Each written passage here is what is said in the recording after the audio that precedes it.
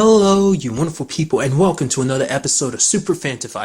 This being a show where I talk about TV shows of the supernatural, fantasy, and/or science fictional genre. For today's episode, I'm going to talk about the latest episode of Teen Wolf. Such a good episode where we so much happened, so much is revealed, just kind of going through everything bit at a time. With Scott, Lydia, and Malia, they head to Canaan because of the whole situation of, well, Lydia doing her usual thing of just being connected to stuff. Like, I figured as much. Canaan, just based on what I'd seen from, like, the preview of this episode, from, like, with the previous episode, that Canaan was, in fact, hit by the Ghost Riders. It's literally a ghost town, and Lydia kind of saw that with her vision and everything. And I kind of agree with Malia. It's like, do you ever have any good dreams? It's like, no, when it comes to Lydia, it's always one bad thing after another. And when they actually get to Canaan, they find out, it's like, oh yeah, there's literally, the entire town disappeared like 30 years ago. Because even Malia herself said it, like, she couldn't find anything about the town. It's like it didn't exist. The only thing she knew was where the town was located, and the only way she was able to find that out is from a map from 30 years ago, because there's been no connection to the town in the 30 years because no one remembers it that well, I guess, because I guess it's just a thing where it's just kind of like it's a ghost town and everyone just accepts it as it is. But it turns out there is actually one person that still lived there, a lady named Lenore. And it turns out Lenore is still there because she's a banshee. So it seems the Ghost Riders can't take banshees. Because I kept wondering, it was kind of like, okay, because previous to this, they had never, I mean, obviously, I'll get to, but, you know, they had never taken supernaturals before. So I was like, okay, so maybe supernaturals are not possible for them. But it's like, no, that changed because as we found out last episode, they took Peter.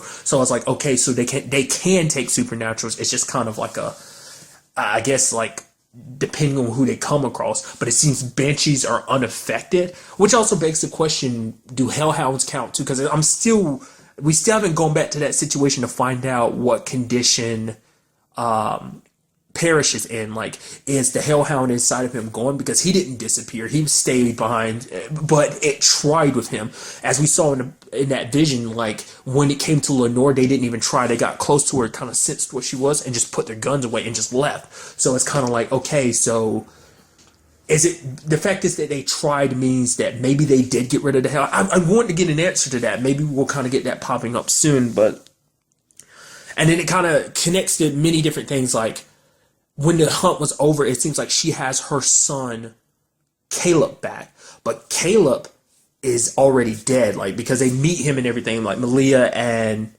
Scott look at him, and it's like he's actually the same age as he is in that video that he's playing. It's a video that was back in 1985. He looked exactly the same because he hasn't aged, because he died and they brought him back to Lenore, which in itself is like, wait a minute, whoa, so this is how it connects to everything. Because obviously you knew the Ghost Riders were connected to Styles' mom, like her being back and everything. Yes, I know there's a whole point about me being stupid, not being sure that was actually Styles' mom, or was that in some weird way him married to someone else. I know I was an idiot about it, but I finally caught on after a while. It took me long enough, I know, but nevertheless. So now that begs the question of, like, holy crap, so they bought Styles' mom back, but for what? Isn't it an exchange type of thing? Is it like compensation? It's like, oh, we took everything away. Like, I'm trying to understand that whole situation because they brought him back to life, and it's like, oh, you know he's not real, right? But for Lenore, it's like she can't help it. Like, even she won't leave him again, because also she doesn't want to be alone anymore. You know, she could have gone with them, but it's like she's not going to leave Caleb behind, even though he's not real. So it kind of begs the question about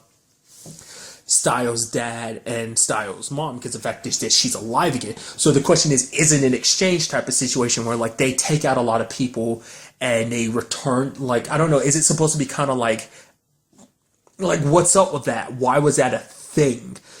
Because, you know, because even Styles' dad kind of brings it up, you know, in this episode. Like, Officer Sheriff Stilinski was kind of like, he brings it up to her. She's like, you know, it's such a miracle that you ended up surviving, you know, the disease that you did. Like, Melissa literally brought that up before. It's like, with the disease that she has, she should be dead. It's kind of a miracle that she's alive and up, and, you know, because it's a very fatal disease, as we know, because she died from it.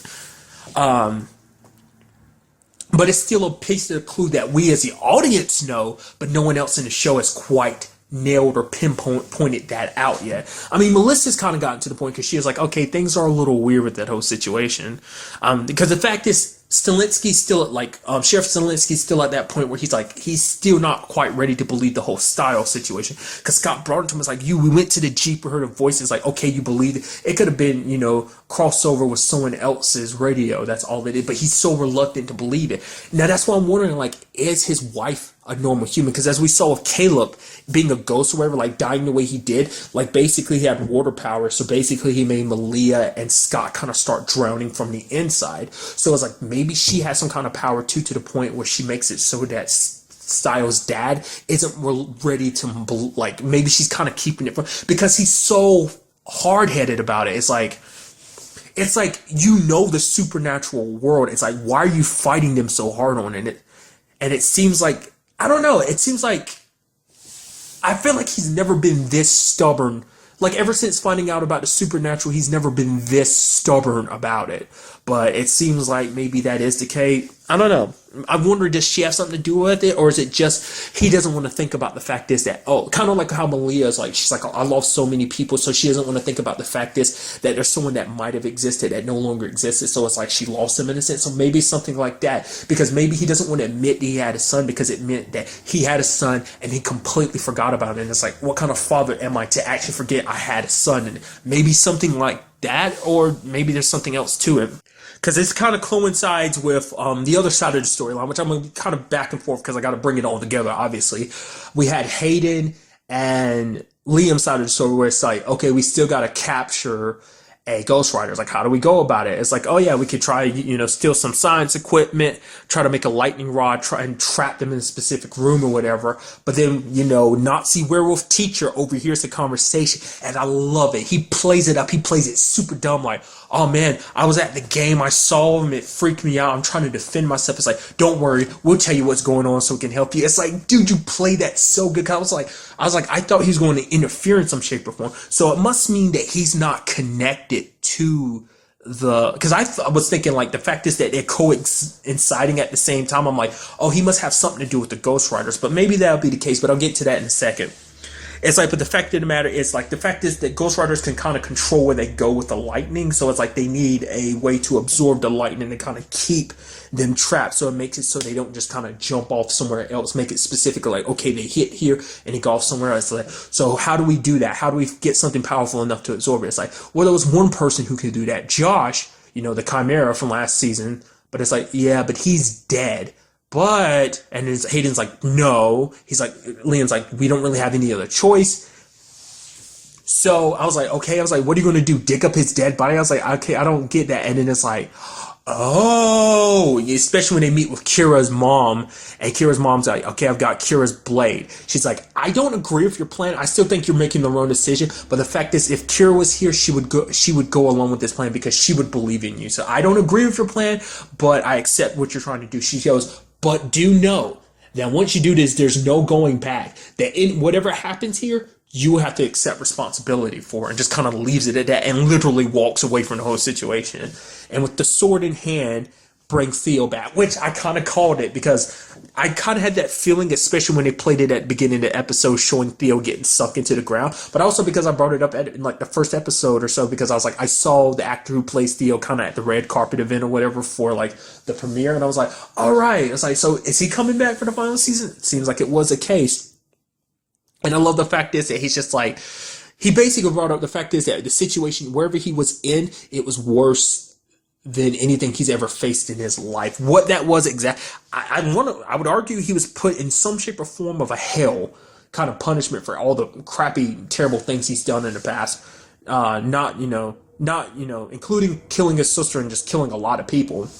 But the whole point of them bringing it back is like, okay, you've got Josh's power. They try out the experiment, ow, it doesn't work. Oh, so Theo's back to being just a regular werewolf. And which Liam calls him out for is like, okay, you could act a little more, remorseful. The fact of the matter is you literally killed everyone that was part of your team for nothing. You killed Tracy, you killed Josh, and you don't even have their abilities anymore. So it's like, really, what was the point of bringing you back to life? And he says something that gets to, he's like, I know a lot about the Ghost Riders, obviously, so I can be your information. He's like, bring me to Scott, bring me to Styles. Say that, pause, wait. you remember Styles? It's like, why wouldn't I remember Styles? And it's that thing again, and I love it because Theo wasn't there to have his memory wiped of Styles' existence. Like, because he was kind of in a different plane of existence when they did the huge mind wipe of Styles' existence from everyone and every record of him. Theo didn't exist at the time. It's like Styles' grandfather. It's like because he had dementia, like he had like that certain part of his brain was kind of shut off. The synapses weren't quite snapping there, so it's kind of like that part of his memory and stuff was kind of in the back burner of his mind, so it wasn't at the forefront to be wiped. And as at one point when his dementia kind of kicked in, like when he was getting angry and everything, that part of his snapped. But then immediately after he said that, the dementia kicked in again and kind of reverted, been like, oh, who are you again? So, and that's another thing, kind of going back to the point of like Officer I keep calling him Officer Sheriff Stilinski literally heard his dad say that, but I guess in his mind it was just like, oh yeah, my dad's just crazy. But at the same time, it's like, no, like there's something there, but it's like something's weird about the fact is he won't accept. It's like that the world is full of super. It's like you acknowledge the existence of the Ghost Riders, but you can't acknowledge the existence that you might have had a son that was wiped out by them. So that's why I'm like, Styles' mom has to have some kind of hold over Sheriff Stilinski or something like that. Isn't her name Natalie? No, Claudia. Claudia, that's it. I don't. Where the hell did I get Natalie from? Claudia. It has to be something up with that. But I also love the fact is that the teacher was kind of like the fact is that he was kind of looking at Theo. Theo kind of looked at him. It was with the way that camera was shifting. It looked like Theo was looking at him. He's like, I can tell you stuff that you don't know. And the teacher started getting worried because he's like, Theo was like heavily connected to the doctors. So I guess out of anyone, he'd be the most informed about him as being the Nazi werewolf that they were using to kind of extend their lives and everything. So I'm thinking maybe he, because he was like, I agree with Hayden. Yeah, we should send this SOB back and everything. It's like, man, no one else is thinking it's weird that he's so cool with everything. He's so accepting. Let's not forget, you try to tell Gwen the truth. She sure as hell didn't accept it in the first place. Like all of a sudden you tell him the truth. I mean, arguably it's kind of like, hey, the Ghost Riders are there. He experienced it. So he's going to be a little bit more open to it. But then again, everyone else didn't. What was that douchebag that ran away last episode that kind of caused all the problems? Was it? No, that wasn't last episode. Was that the episode before last? The football team dude that caused all the... No, that definitely was last episode. That caused all the problems because he ran away and that left the others undefended. He kind of let them in and ended up taken himself. You selfish douchebag. That guy, the one that Malia was kind of not really, he wasn't really a boyfriend. I guess he was kind of a friends with benefits type of situation. So, but it's like he's super on board with everything, and it's like you don't think that's weird. It's interesting. Because the fact of the matter is, because it's like kind of drawing the parallels between the stories. This is very similar to actually a situation with Scott and the team, like that Liam had to make a decision on his own that he didn't really have Scott's blessing on, because Scott is his alpha and everything, but he kind of made a decision on his own, obviously for the greater benefit. But because remember, what was it back in like the first half of the first half of season 3, the whole thing about trying to track down the what's that tree called? I keep forgetting its name. It's the place Parrish kept dropping all the Nematat. I can't remember what it's called, but the tree trunk that's basically got supernatural energy about it. That place. What I found fascinating, like the fact is that Scott, Styles, and Allison all kind of had to darken their souls a little bit to do that. So like there's ramifications for it. Like that was kind of a situation. It's kind of a similar circumstance in that. And it's like Liam's going to have to deal with the ramifications. I was wondering if Scott was going to find out. Literally, Scott pops up at the last minute of the episode. He's like, Liam, you don't really understand. Not Liam, Theo, you don't understand. It's taking everything I've got, not just to rip you to pieces. And then walks in Malia, like looking at him, just like you can just see her almost like gritting her teeth, and she kind of just like fangs out and everything. Just super pissed at him. He's like, come on, like, you're not still pissed at me, are you? And it's like, of course she would be. But my point is, what I was trying to get across, God, bringing the storylines together, is the fact is that you have Theo saying that the fact is the wild hunt is supposed to be just a thing. It's like you do it and they leave. But the fact is they're still here. The fact is they're still here has to be for a specific reason. Now that specific reason, what I'm thinking is why I'm saying like, oh, maybe this is connected to Teacher Dude. The fact is that he probably should have been dead a very long time ago. Maybe they're in Beacon Hill specifically for him. Maybe they haven't quite found him yet. And maybe that's why they're specifically going after everyone around the town. It's specifically because they are a very ancient thing, because they're even older than Kira's mom, because Kira's mom's like very freaking old herself. I could have sworn they brought up the fact is that she's like 900 years old or something like that. Probably not, maybe not, but I can't remember. It's like she is definitely very old, but she's like they're even older than I am.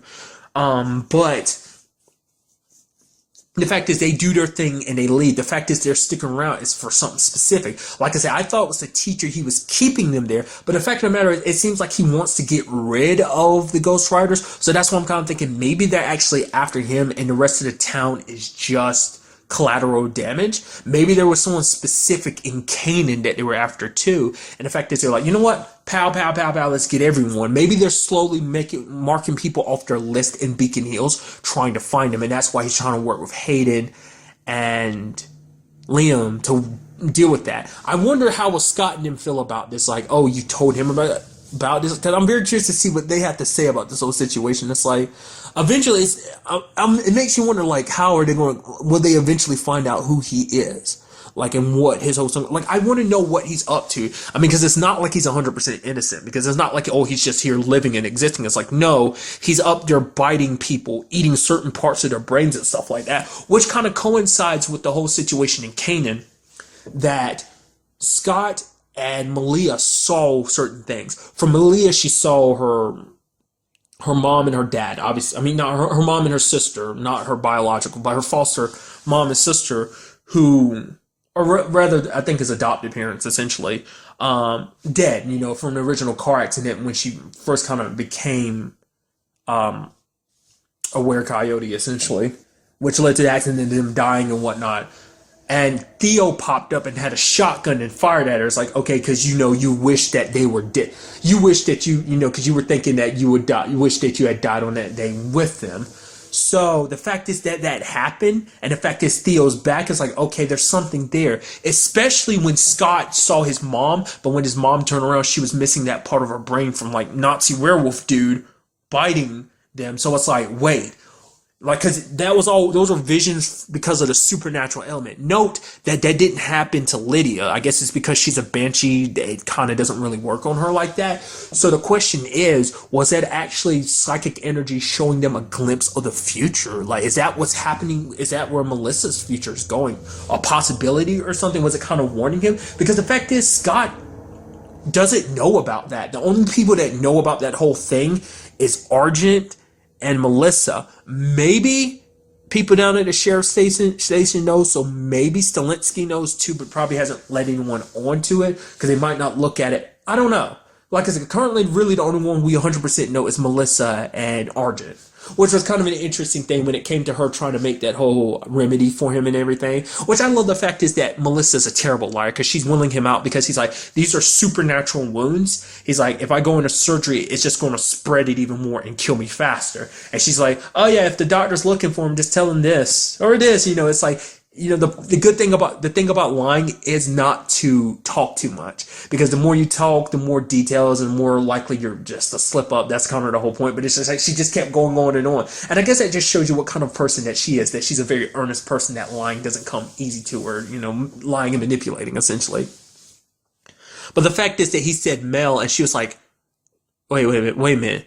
Why would you call me Mel? You don't call people by nicknames. Hell, you don't even go by your first name. Now, to me, I didn't know how to, which I had to go, that is true because everyone does refer to him as Argent. But I wonder, is that just a show thing or is that an audience thing? Because I've always referred to him as Papa Argent. I've never, whether just Argent or Papa Argent. So I'm thinking maybe that's kind of I don't know. It's mainly probably for the show because it is true because everyone just refers to him as Argent. Because literally I forgot his actual first name. Like, I'm pretty sure, there have been occasions in the past where Kate has called him by his name. I just don't remember it. So I'm sure it makes you wonder, was that just kind of a nod to the show, or was that kind of also a nod to the audience too? Because people in the audience also refer to him just simply as Argent as well. It's just kind of something curious in the back of my mind. Because I was wondering about that though, like the whole him getting wounds from the Ghost Riders. Like he was saying eventually it'd kill him. So I'm guessing, because I was thinking like initially I was like, oh, so maybe the wounds will spread more and more and then he'll finally vanish. But it's like, no, it's kind of like a poisonous wound. It's not necessarily, because it's not the full effect of like, oh, making you disappear. It's a effect of just like, oh, you will die. But I mean, at the end of the day, he's okay now because Melissa was able to kind of get all the stuff together. I can't remember if I brought this up or not. I know I brought this specifically up. I thought Melissa and Sheriff Stilinski were going to be a thing. Just because it's like, I mean, because Scott and Styles were already like brothers anyway. I mean, more so now. And I mean, they don't even have to, they're not even blood related, but they are brothers. It's not like brothers, they are brothers. So I always thought maybe there was going to be something Stilinski and Melissa. Maybe that's obviously Claudia's alive, so that complicates things a little bit. But this episode kind of made me. I don't remember if I brought it up before, but definitely in this episode, it's kind of like, is there going to be some Argent and Melissa? Which is kind of weird when you think about it, because like her son Scott dated his daughter Allison, so to a certain degree, it's weird. I am very curious about all that because something interesting. Well, I mean, many different interesting things. Like, the fact is that because Banshees aren't affected by this, when it's all said and done, when the Ghost Riders are done doing what they're going to do, that basically means that Lydia will be the only one left. And she doesn't want that. She doesn't want to be the only one. Because I kept wondering, it's like, why? Because even the situation when it was like her and Styles, it's like, why not take her too? It's like, obviously it seems like they've got specific people in mind. Like I said, I do think they are checking off a specific list. I don't know, like, why go after the people they've gone after, And if it's a case of like taking someone out, it's like, why not Scott and his team? It's like Scott and everyone else in his pack is like they're, Hayden and as well as Liam are there kind of in the way. So why not go ahead and take them? But you left them alone. So maybe there's something tailored behind that too, So still so many questions. But the fact is that Lydia points it out. She's like, the fact is that when the hunt being over, it's actually a good thing that it hasn't stopped yet. Because it's like, if it ends, things are bad. Because it's like, she said, I felt it when it happened back in Canaan. When the Ghost Riders took all their souls, something happened to them when the hunt was over. Basically, their souls got hollowed out and they became Ghost Riders themselves. So basically, if they don't fix this whole situation, get everyone back before the hunt is over, that means that everyone that's there will be lost forever. Their souls will be hollowed out and they'll just become more Ghost Riders. So, and then the final note of the episode was the fact is that we had Stilinski like finally walking by that part in the hallway, and he sees a pulled up paper from the wallpaper because Claudia brought up the fact is that she's going to get it replaced. It's like, oh yeah, I talked to the person that's going to get it replaced or whatever, and he pulls it back. We don't get to see what he's seen, but obviously it's got to be Styles' room, and it's like, I kept seeing, like, the moment he walked past the hallway, I was like, do it. Like, don't let Claudia come up to stop you. Do it. Pull it back. And he pulls it back, and we see a little bit, and that's it. So, so much, dude. The return of Theo, what that means for everyone. Because, obviously, Liam kept threatening him with the sword, like, hey, we'll send you back. But the fact is, it can't be undone, so they're all feigning ignorance. But never, even with that being the case, what does Theo's return mean for everyone? Because it's not like he can be trusted, because he wants everyone dead because he blames them for the situation. It's like, dude, you literally went into this situation thinking you were going to get the beast power. It's like, you can't really blame them for you being an idiot. And I mean, granted, you ended up in that situation, so it's kind of like that little hell or whatever you were trapped in. I'm sure that's going to upset you a little. That's enough to upset anyone. The fact of the matter is, what does make me wonder is, do you think the reason why it won't work is because there's no one there to channel? Maybe the reason why they were able to open it now is because Kira's residual energy was left in the sword when she originally opened it, and then when she closed it, the energy kind of went back in the sword. But the sword, like when she opened it again, this energy is there. Like whatever reserve energy she left in the sword is gone now, so maybe that's why it can't be reused. Which does beg the question, because I was wondering, it is the final season and everything, so maybe, Arden Cho, aka the actress who plays Kira, will come back, and reprise the role. I don't know, that's why I'm also wondering about the whole, Tyler Hoechlin, Derek situation. I mean, because like this whole thing on Superman, I mean, Supergirl as Superman isn't that, it's like actually a small role, because I remember before it even came out. So that's why I was wondering, like, because I thought he was supposed to pop up last season, because that was something I read, but it never happened. So maybe he'll pop up this season. I don't know, because it's like, this seems like the perfect time to bring up old characters and old storylines and kind of put them to rest, you know? I mean, there's certain things like that I've brought up before. Like one example is the whole Isaac situation. That's probably something that will never really be touched on again. The Jackson situation, I'm sure that really probably never come back up again. It literally got brought up at the beginning of season 3, never brought up again. He got his wolf powers and he went on. I mean, mainly that's because Colton Haynes decided to, leave the show, but still, I would like him to kind of pop up. Just give me that. Give me everyone. I mean, I know, because I'm greedy. I want any and everything to happen. It's just like this is the final season. I want just things to get wild and crazy, which they're already getting wild and crazy. And it's just like I'm so enthralled. I want the answers. I want to know how they're going to resolve this situation. Like what will come about capturing a Ghost Rider, because it's like these things are literally unstoppable. How do you reverse what they've done? The fact is of sending someone's soul to a different plane of existence. Also, what's up with Peter? Is he recovered? I'm sure Deaton's probably taking care of him. But still, even then, it's like, dude. And now this whole thing with Stilinski, like he finally sees the room. Maybe, I don't know, maybe there is. Obviously, it's all leaning towards like, oh, obviously it's Styles' room, but maybe there's something more to it. I don't know. Like if it is Styles' room, I want to know what kind of questions is it going to lead with Claudia? Like the fact is that someone specifically put that there. When it comes to the Ghost Riders, it would have been just an empty room when they took Styles. But the fact is someone put wallpaper up means she did it. So it does beg the question of why she did it, Just so many questions on just her whole situation. Why did they bring her back? For what purpose? Why? Does someone specifically need Styles out of the picture? Because, I guess they figure, if they can get Styles out of the picture, maybe they can weaken Scott's pack. Because, Scott's Styles is kind of one of the head honchos in the pack, He was, the first person to be a part of Scott's pack. So it's like he plays a very influential part in everything. He's usually the one that kind of helps figure everything out. So maybe there's more to it, specifically being Styles as the one that was missing. I don't know. So many questions. I hope we get a little some more answers. Like I said, very good episode. I cannot wait to see what else is going to transpire next episode, as well as the rest of the season. That is really all I wanted to talk about in this episode. To the next time we meet, be happy, be safe, live life to the fullest, and enjoy it. Good day and goodbye.